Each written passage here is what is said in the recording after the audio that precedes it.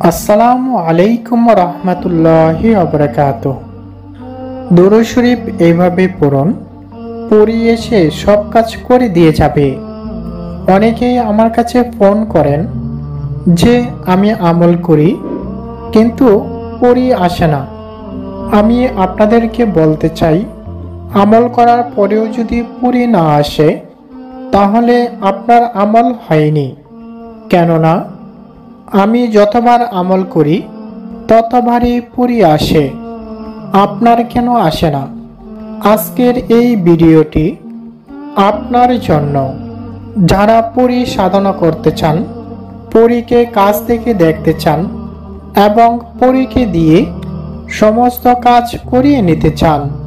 আপনাদের জন্য আমি অনেক কষ্ট করে এই ভিডিওটি তৈরি করেছি। আমি চিন্তা করলাম, আমি যেহেতু পড়ি আনতে পেরেছি, আমার গ্রামগঞ্জের ভাই ও বোনেরা অনেকেই আছেন অভাবগ্রস্ত, দুবেলা দুমুঠো ভাত খেতে পান না। অনেকেই ঢাকা চাকরি করেন কিন্তু বস সবসময় সান্ডিং দেয়, চাকরি যাওয়ার ভয় দেখা। তো আজকে এই আমলটি করবেন, আপনি পরীর কাছে সবকিছু বলবেন, পরী এসে আপনার সমস্যার সমাধান করে দিবে। অনেক ঘরে আছেন প্যারালাইসিস রোগী, অনেক কবিরাজি চিকিৎসা করেও ভালো হচ্ছে না। পরীর হাতের স্পর্শে সেকেন্ডের মধ্যেই কাজ হবে। অনেকেই বলেন, আমি সূরা কাউসার আমল করেছি, সূরা ইখলাস আমল করেছি কিন্তু পড়ি আনতে পারিনি। আজকে আমি দুরূদ শরীফ যেভাবে পাঠ করব সহি শুদ্ধভাবে, আপনি যদি এভাবে পাঠ করতে পারেন তাহলে আপনার ঘরে পড়ি আসবে। অনেকেই বলবেন, হুজুর আমি তো দুরূদ শরীফ পড়তে পারি না। আপনাদের জন্য আমি স্ক্রিনে লিখে দিব, আপনি সহজেই শিখে ফেলতে পারবেন। কেননা আপনি যদি দুরূদ শরীফ না পারেন তাহলে আপনি হবেন এই দুনিয়ার মধ্যে সবচেয়ে হতভাগ্য। কেননা বিশ্ব নবী, আখিরি নবী, সাইয়্যিদুল মুরসালিন, রাহমাতাল লিল আলামিন, আমাদের সকলের প্রিয় নবী হযরত মুহাম্মদ মুস্তাফা সাল্লাল্লাহু আলাইহি ওয়াসাল্লাম, যার জন্য এই দুনিয়ার সবকিছু সৃষ্টি, যার প্রেমে আল্লাহ পাগল, মহান আল্লাহ তাআলা নবীর প্রেমে পাগল। তাই তো মহান আল্লাহ তাআলা কুরআনে বলে দিয়েছেন, আমি আমার নবীর উপর সবসময় দুরূদ পাঠ করি। তোমরা যদি সফলতা চাও, কল্যাণ চাও, তাহলে নবীর উপর বেশি বেশি দুরূদ পাঠ করো। এ থেকে বোঝা যায় যে ব্যক্তি দুরূদ শরীফ পাঠ করবে মহান আল্লাহ তাআলা সেই ব্যক্তির উপর খুশি হয়ে যাবেন। আর যদি আল্লাহকে খুশি করতে পারেন তাহলে আপনার কোনো কিছু অভাব পড়বে না।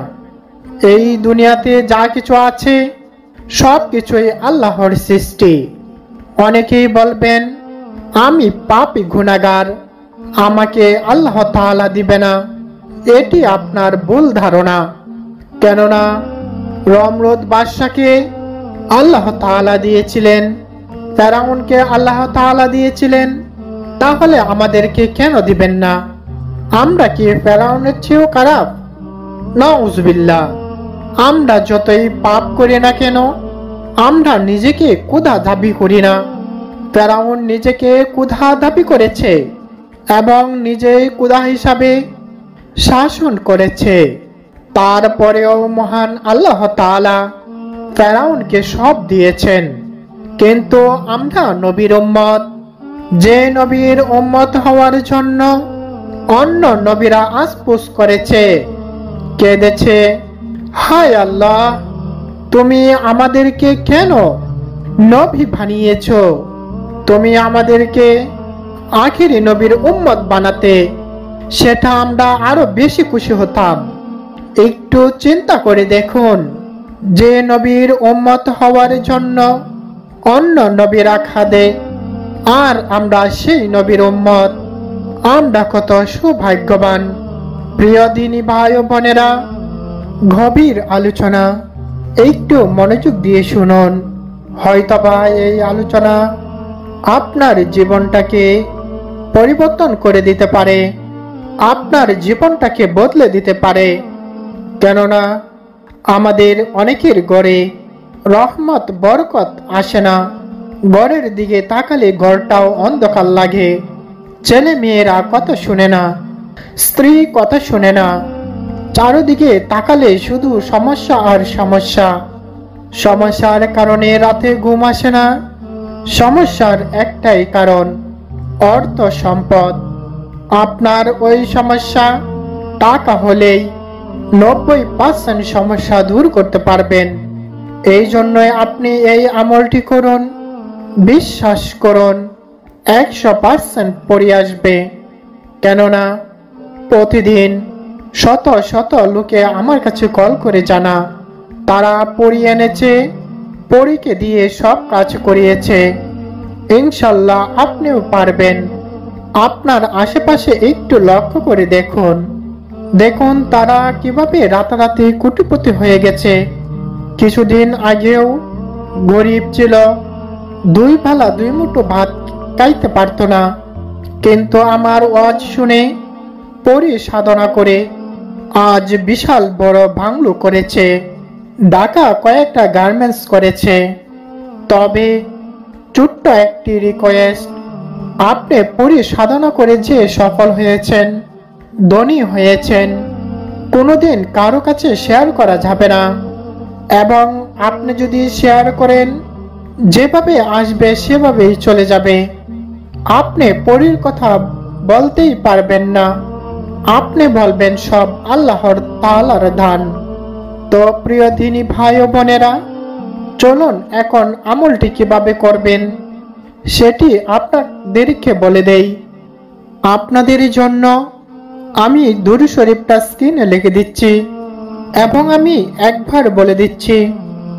আল্লাহুম্মা সাল্লি আলা মুহাম্মাদিও ওয়া আলা আলি মুহাম্মাদ কামা সাল্লাইতা আলা ইব্রাহিমা ওয়া আলা আলি ইব্রাহিম ইন্নাকা হামিদুম মাজিদ।